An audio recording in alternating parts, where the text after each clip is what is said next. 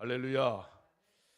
오늘 여러분들과 함께 말씀의 제목이 형통을 부르는 균형, 이런 제목이 되겠습니다.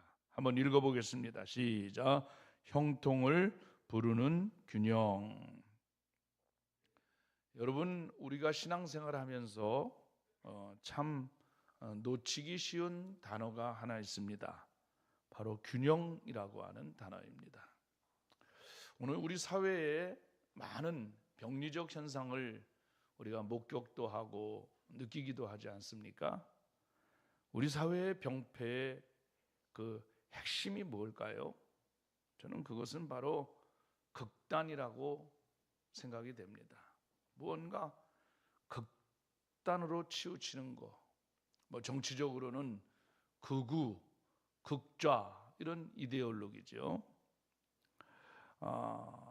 신앙생활에서도 열심과 헌신을 강조하다 보니까 그 영혼의 쉼을 잃습니다. 나도 모르게 탈진이 되는 거죠. 또 은혜를 말하다가 은혜는 어떻게 보면은 거저받는 축복 아닙니까? 은혜를 강조하다 보니까 내가 해야 할 책임, 의무, 또 이게 소홀해진단 말이죠. 믿음을 강조하다 보니까 삶의 실천을 또 잊어버리곤 합니다. 성경은요, 극단을 경계합니다. 하나님 앞에서 우리가 바른 균형을 이루는 삶은 신앙생활뿐만 아니라 우리의 삶의 인격에서도 굉장히 중요한 주제다. 저는 그렇게 생각돼서 오늘 형통을 부르는 균형, 이런 제목을 한번 붙여서 말씀을 나눠보겠습니다. 전도서 7장 18절에 이런 말씀이 있더라고요. 너는 이것도 잡으며 저것에서도 내 손을 놓지 아니하는 것이 좋으니 하나님을 경외하는 자는 이 모든 일에서 벗어날 것임이니라. 다 같이 아멘. 하나님을 경외하는 삶은요, 치우치지 않는 삶입니다. 즉 균형 잡힌 삶을 가리키는 것입니다. 오늘 우리는 말씀을 통해 하나님이 기뻐하시는 균형 있는 신앙이 무엇인지 함께 나눠보려고 합니다. 자, 오늘 여호수아에게 주신 약속의 말씀인데요, 7절 보면 이런 말이 있습니다. 오직 강하고 극히 담대하여 나의 종 모세가 내게 명령한 그 율법을 다 지켜 행하고 우로나 좌로나 치우치지 말라. 그리하면 어디로 가든지 뭐 하라고요? 형통하리니. 다 같이 아멘. 네가 어디로 가든지 형통하다는 거예요. 한마디로 얘기하면 네가 어디를 가든지 무엇을 하든지 잘 된다는 겁니다. 그렇지만 여러분, 이 형통은 아무렇게나 살아도 주어지는 축복이 아닙니다. 전제 조건이 있지 않습니까? 강하고 담대하라. 말씀을 지켜 행하라. 그리고 더 중요한 게 뭔지 아십니까? 우로나 좌로나 치우치지 말라. 한번 따라 합시다. 우로나 좌로나 치우치지 말라. 우로나 좌우로나 치우치지 말라. 이 말은 하나님의 길 안에서 균형을 지키라, 이 말입니다. 균형을 지키고 살라. 여러분, 균형이라는 말이 뭡니까? 균형, 국어사전에 보니까 기울거나 치우치지 않는 상태, 이것을 균형이라고 얘기합니다.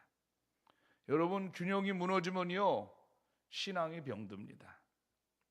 균형이 무너지면요, 인생이 흔들립니다. 균형이 무너지면요, 우리 몸도 병들게 됩니다. 그래서 우리는 오늘 어떤 균형을 우리가 붙들고 살아야 될까? 몇 가지 생각해 보겠습니다. 첫째는 영과 물질의 균형입니다. 한번 읽어보겠습니다. 시작. 영과 물질. 사람의 본질은 여러 번 얘기했잖아요.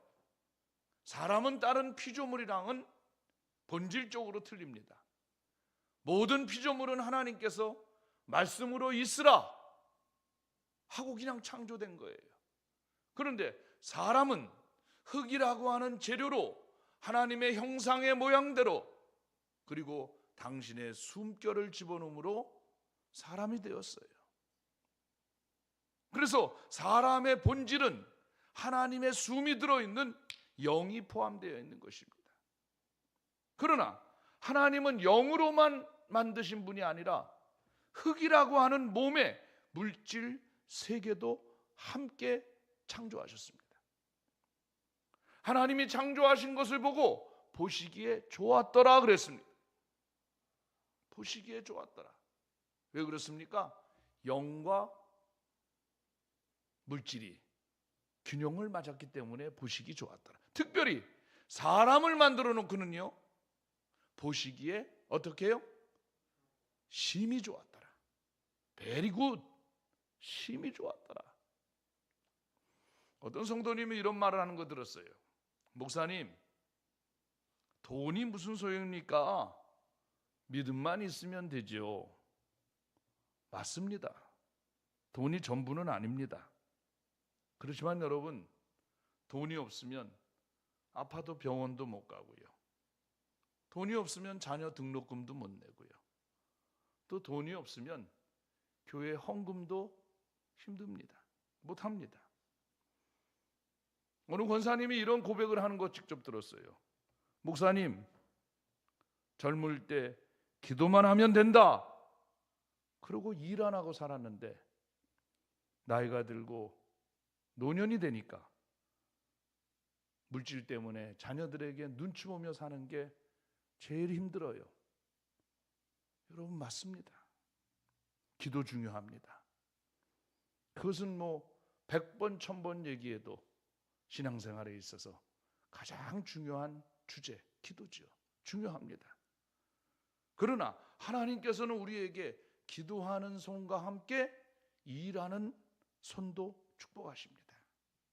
성경은 말합니다. 손이 부지런한 자는 부하게 되느니라. 엿새 동안에 힘써 모든 일을 행하라. 여러분, 우리 몸도요, 건강하려면 우리 몸에 한 근육만 발전해서는 안 됩니다.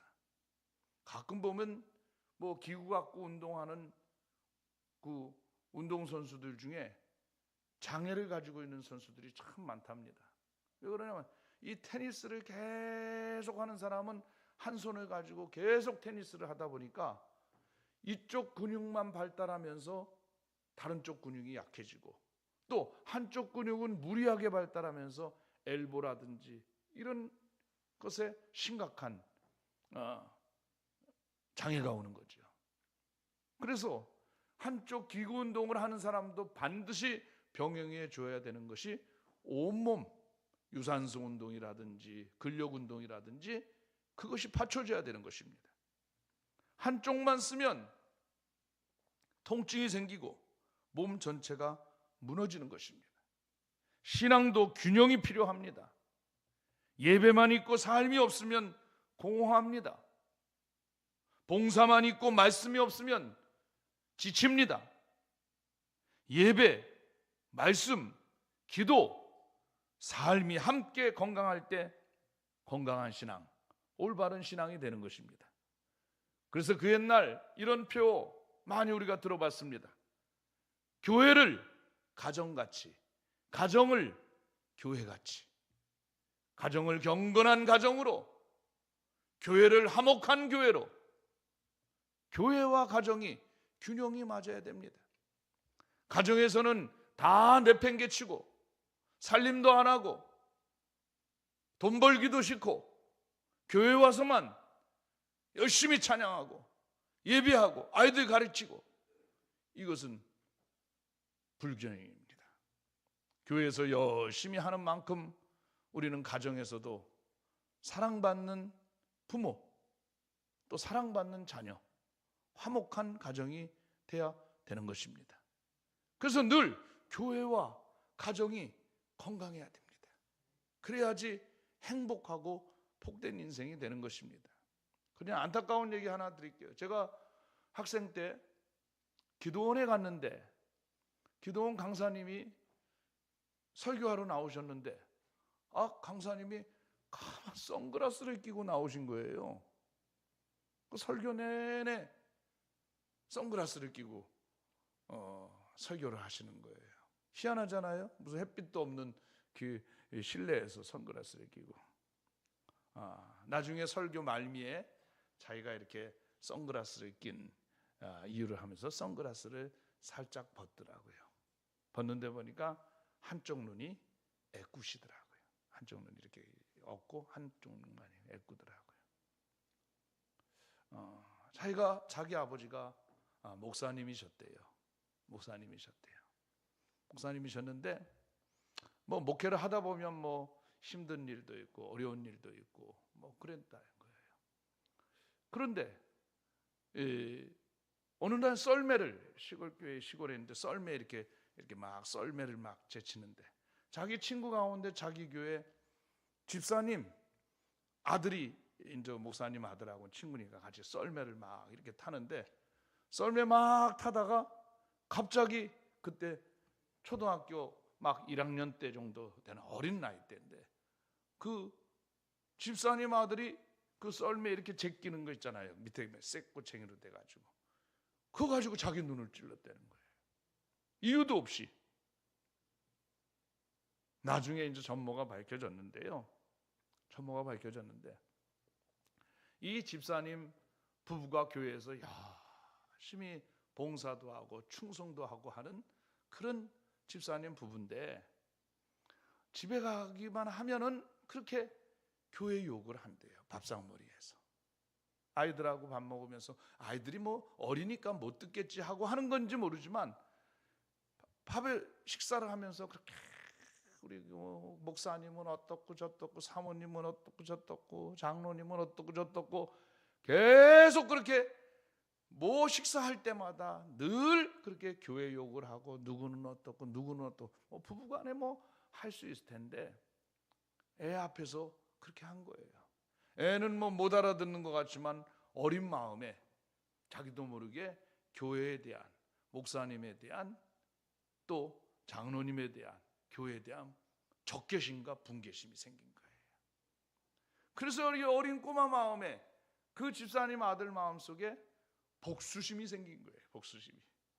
그런데 자기가 목사님이나 장로님이나 교회 어른들한테 자기가 어떻게 해볼 수 있는 힘은 없잖아요.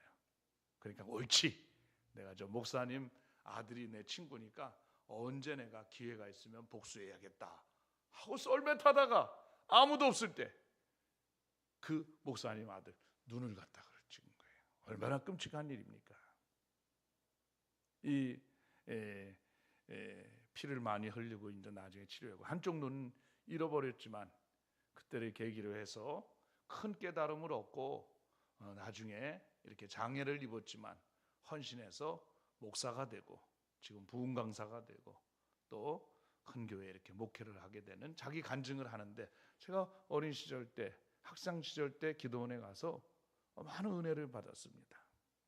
여러분 그렇습니다. 우리가 교회는 얼마나 거룩한 곳입니까?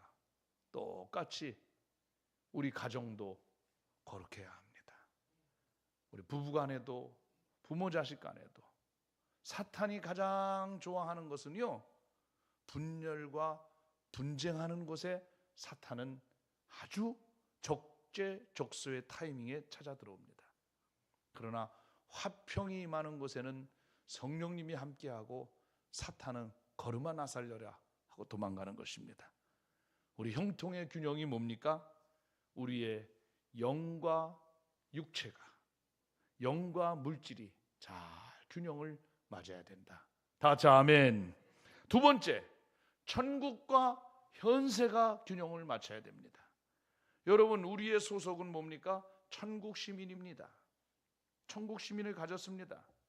그런데 나이 다음에 죽으면 천국 가 그러고 이 땅에 책임을 안 하면 안 됩니다. 어떤 청년이 이런 얘기를 해요. 목사님, 저는요 예수님이 곧 오실 것 같아가지고 직장 안 다니려고요. 여러분 이 말이 맞습니까? 바울은 단호하게 말합니다. 일하기 싫거든 먹지도 말라 그랬습니다. 다니엘이라는 사람은 하루에 3번씩 기도했습니다. 그 사람이, 다니엘이라는 사람이 무의도식하거나 노숙자입니까? 아무런 직업도 없는 사람입니까? 그는 나라 제국의 살림을 맡은 총리입니다. 얼마나 바쁘겠습니까? 얼마나 분주하겠습니까? 그럼에도 불구하고 그는 하루에 시간을 맞춰 이스라엘을 향하여, 예루살렘을 향하여 창문을 열어놓고 3번씩 기도했다. 여러분, 그의 주변에 그를 시기하고 질투하는 적들도 많았습니다. 그러나 성경에 보니까 뭐라고 되어 있다? 아무 근거도 허물도 찾을 수 없더라. 만약에 그가 매일 3번씩 기도하는데 자기가 맡은 직무를 소위 얘기하면 허술하게 한다든지, 애들 얘기로 땡땡이를 친다든지, 대충 한다든지, 뭔가 허물이 잡혔다면 그가 다니엘이 될 수 있었겠습니까? 직장에서 정직하게 일하는 거, 가정에서 책임을 지키는 거, 누군가의 사소한 약속을 지키는 거, 시간 지키는 거, 이것도 전부 하나님 나라의 일입니다, 여러분. 이게 바로 천국과 현세를 연결시키는 믿음의 품격인 것입니다. 어떤 사람은, 지도자들도 그래요, 목사님들도 그래요, 무슨 약속을 하면 상습적으로 약속을 어긴다든지 말을 뒤집는다든지, 특별히 사소한 시간 약속 같은 것도 평균 그냥 20-30분씩 늦는 사람이 있어요. 아무런 미안함도 없어요. 거기 벌써 여러 사람이 10명이 시간 약속했는데 혼자 10분을 늦었다 봐요. 10분을 까먹은 게 아닙니다. 10사람에게 10분씩 몇 분이에요? 100분을 까먹은 겁니다. 이런 것들이 책임입니다, 여러분. 약속을 잘 지키는 거, 시간을 지키는 거. 천국만 보고 현실을 버리면 미혹이 되는 것입니다. 현실만 붙잡고 천국을 잊으면 그건 진짜 멸망이죠. 여러분, 나침반은요, 바늘이 흔들려도 결국 북쪽 중심으로 돌아옵니다. 중심이 분명하면 잠시 흔들려도 길을 잃지 않는 것입니다. 우리의 나침반은 늘 천국을 향하여 우리가 바라보고 있는 것입니다. 늘 제가 얘기합니다. 우리가 이 땅에서 살면서 잘 죽어야 합니다. 그 사람의 마지막 죽는 모습이 그 사람의 삶의 스토리입니다. 그렇습니다. 잘 죽어야 합니다. 죽고 난 다음에 그 사람의 평가가 오는 것입니다. 그런데 잘 죽기 위해서는 잘 살아야 합니다. 나는 이것이 균형이라고 생각합니다. 우리의 균형은 기술이 아니라 중심의 문제입니다. 그 중심이 하나님일 때 우리 인생이 흔들리지 않고 천국과 현세의 균형을 바르게 이룰 수 있는 것입니다. 사랑하는 여러분, 우리의 결국 가야 할 곳은 천국입니다. 그러나 진짜 천국을 사모하는 사람은 이 땅 현세에서 최선을 다하고 정직하고 진실하고 바르게 사는 것입니다. 그래야 천국이 나의 것, 여러분의 것, 우리의 것이 된다. 형통의 두 번째 조건은 천국과 내세가 균형을 이루는 것입니다. 마지막 세 번째는 은혜와 수고의 형통입니다. 한번 읽어보겠습니다. 시작. 은혜와 수고. 은혜가 뭡니까? 공짜로 받는 것이 은혜입니다.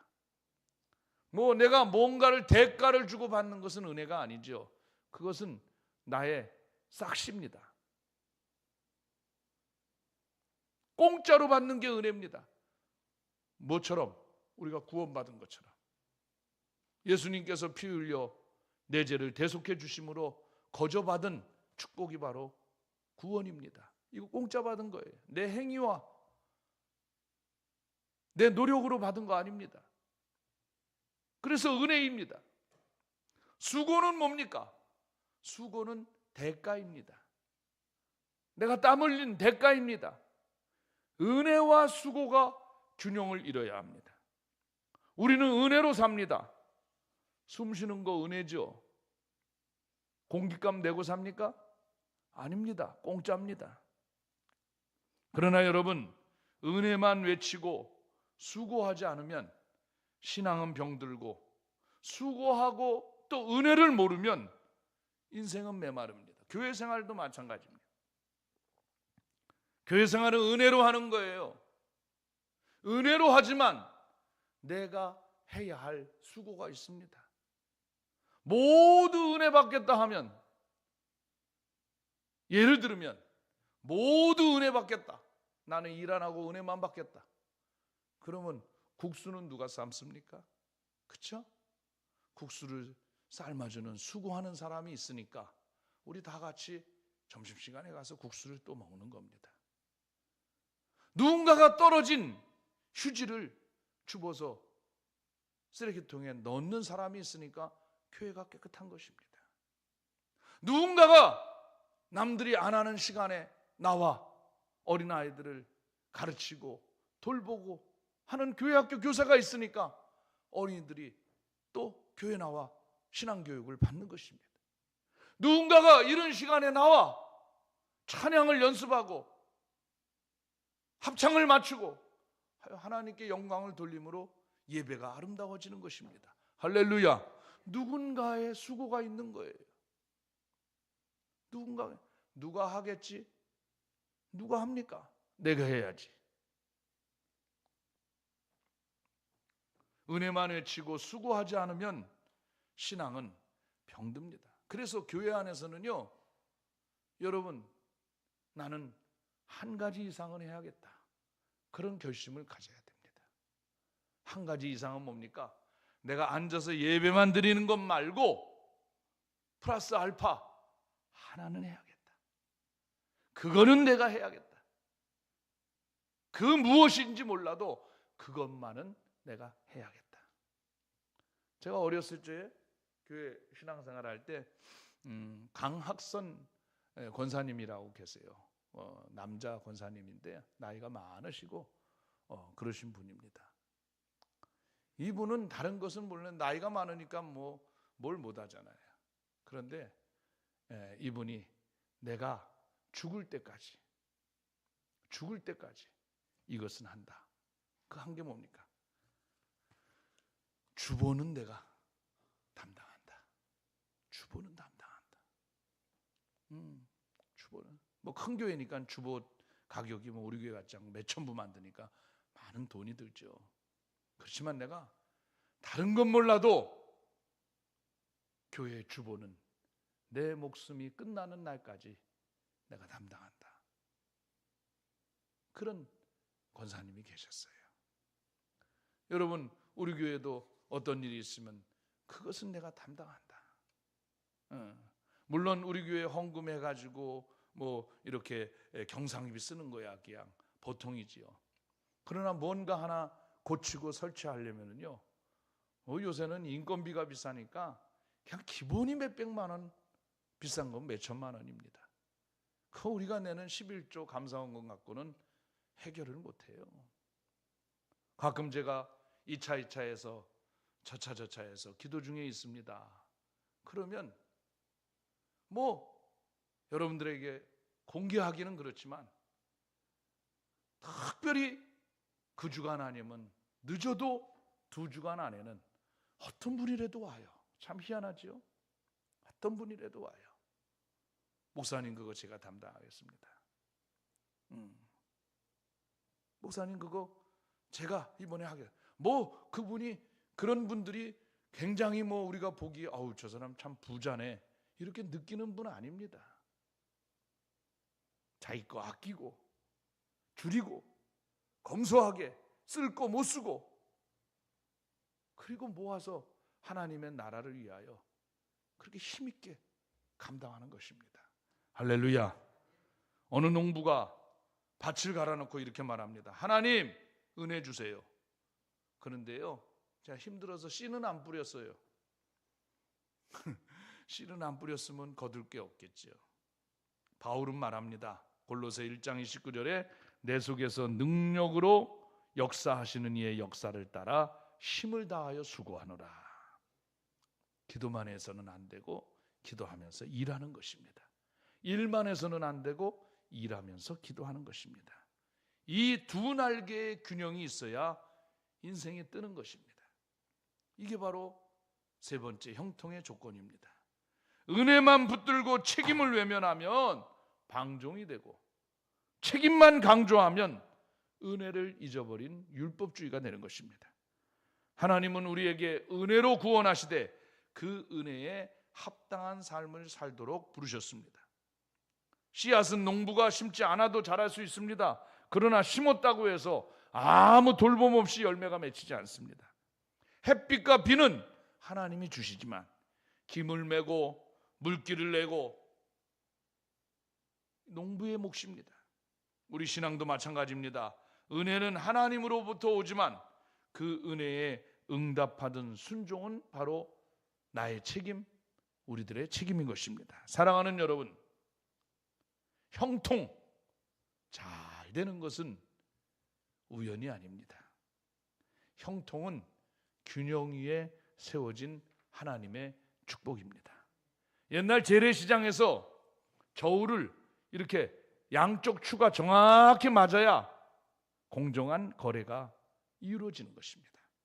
조금만 기울어도 한쪽은 손해보는 것이고 서로 간에 불신이 생기는 것입니다. 우리 삶도 거울과 같습니다.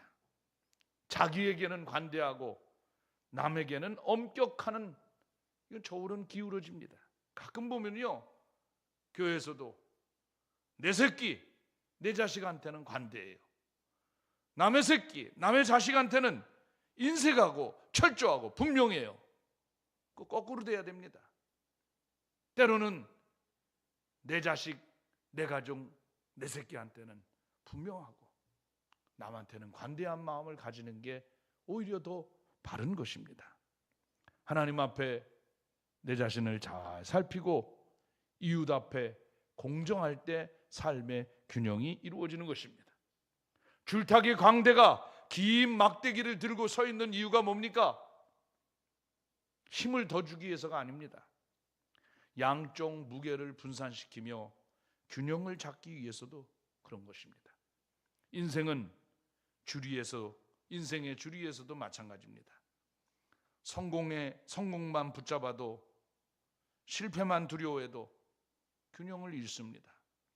때로는 우리가 사는 동안 기쁨도 있고 아픔도 있습니다.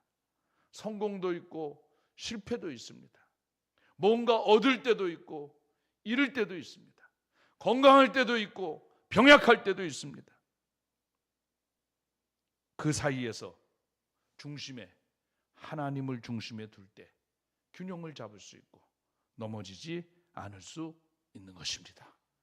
영과 물질의 균형, 천국과 현세의 균형, 그리고 은혜와 수고의 균형, 이 균형이 바로 형통을 부르는 힘입니다.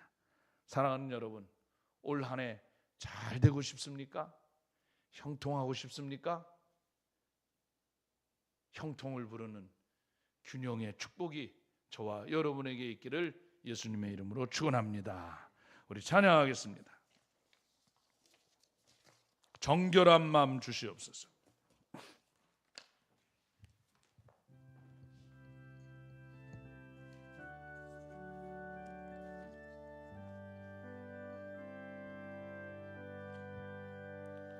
정결한 마음 주시옵소서. 오 주님, 정직한 영을 새롭게 하소서. 정결한 마음 주시옵소서. 정결한 마음 주시옵소서. 오 주님. 정직한 영을 새롭게 하소서. 나를 주님 앞에서 멀리 하지 마시고 주의 성령을 거두지 마옵소서. 그 구원의 기쁨 다시 회복시키시며 변치 않는 마음 내 안에 주소. 나를 주님 앞에서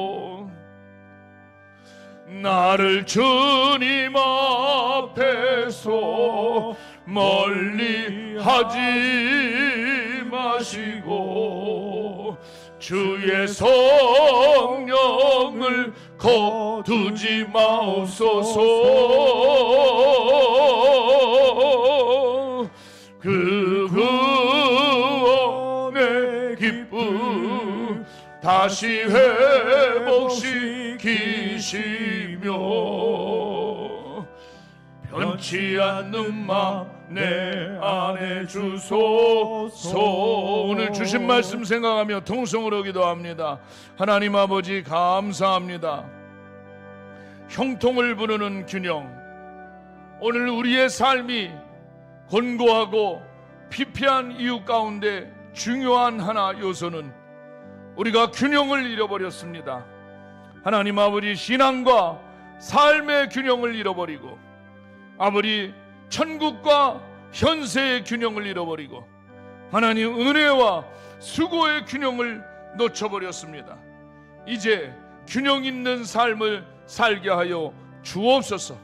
우리가 하나님의 은혜를 사모하지만 내가 하여야 할 땀, 수고로 잊지 않게 하여 주옵시고 하늘나라를 사모하지만 아버지 이 땅에서 내가 하여야 할 책임과 의무도 바르게 해나가는 저희들 에게 인도하여 주시고 아버지 하나님이여 우리의 영도 귀중하지만 우리의 육체의 관리도 귀하다고 하는 사실 균형 감각을 잃지 않는 저희들 에게 인도하여 주시기를 원하옵고 기도합나이다.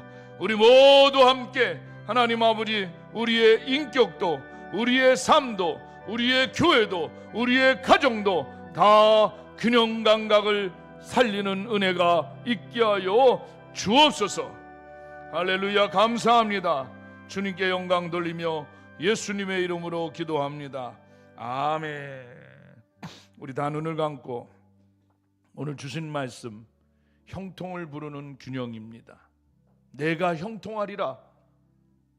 그렇지만 여호수아에게 강하고 담대하라, 말씀을 붙들라, 그리고 가장 중요한 우로나 좌로나 치우치지 말라. 영과 물질의 균형입니다. 천국과 현세의 균형입니다. 은혜와 수고의 균형입니다. 이 균형 감각을 붙드는 축복이 올 한 해에 우리에게 임하게 하여 주옵소서. 오른손을 다 가슴에 얹습니다. 또 한 손 여러분 아픈 부위에다 손 얹습니다. 하나님 아버지, 오늘 우리 신앙인들이 놓치기 쉬운 균형이라는 단어 오늘 말씀을 통하여 저희들에게 주셨습니다. 내게 주신 말씀 성도들과 함께 나눴습니다. 올 한 해를 살며 형통하고 잘 되기를 원합니다. 그러기 위해서 내가 극단으로 치우치지 않게 하여 주시고 균형 감각을 잘 살리는 은혜가 있게 하여 주옵소서. 은혜와 수고의 균형, 현세와 그리고 하나님 천국의 균형, 영과 물질의 균형을 잘 잡고 살아가는 저희들 되게 하여 주옵소서. 나사렛 예수 이름으로 명하노라. 저희들을 괴롭히는 육체의 질병들, 머리끝부터 발끝까지 통증이 사라지고 병마가 물러갈지어다. 또 우리 마음을 우울하게 만들고 곤고하고 답답하고 잠 못 이루고 그리고 외롭고 쓸쓸하고 미워하고 화나게 만드는 저희들의 마음의 병들 나사렛 예수 이름으로 명하노니 저희에게서 묶임을 풀고 떠날지어다. 믿음 안에서 자유함이 임할지어다. 감사합니다. 주님께 영광 돌리며 예수님의 이름으로 기도하옵나이다. 아멘.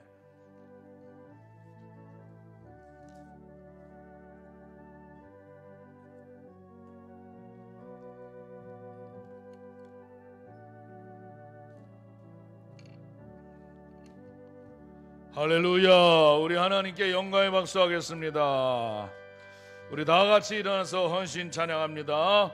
이 세상은 날이 갈수록 악해져 가고 온 거리마다 넘쳐나는 죄악의 물결. 오라 우리가 세상을 변화시키자. 오라 우리가 예수 그리스도로 가자. 우리가 세상을 변화시키자. 가자. 우리가 예수 그리스도로. 지금은 우리 구주 예수 그리스도의 크신 은혜와 하나님 아버지 무한하고 극진하신 사랑과 성령님의 감동, 감화, 내주, 충만, 인도, 면료하심이 형통을 부르는 균형, 오늘 주신 말씀 마음에 깊이 새겨 돌아가는 사랑하는 성도들과 은혜스러운 기도해 주신 장로님과 우리 일부 예배 공동체 위에 또 오늘 교회 안에서 이루어지는 성경학교 또 모든 예배와 헌신 위에 이 민족과 나라와 한국교회 위에 지금부터 영원토록 함께 하시기를 간절히 축원하옵나이다. 아멘.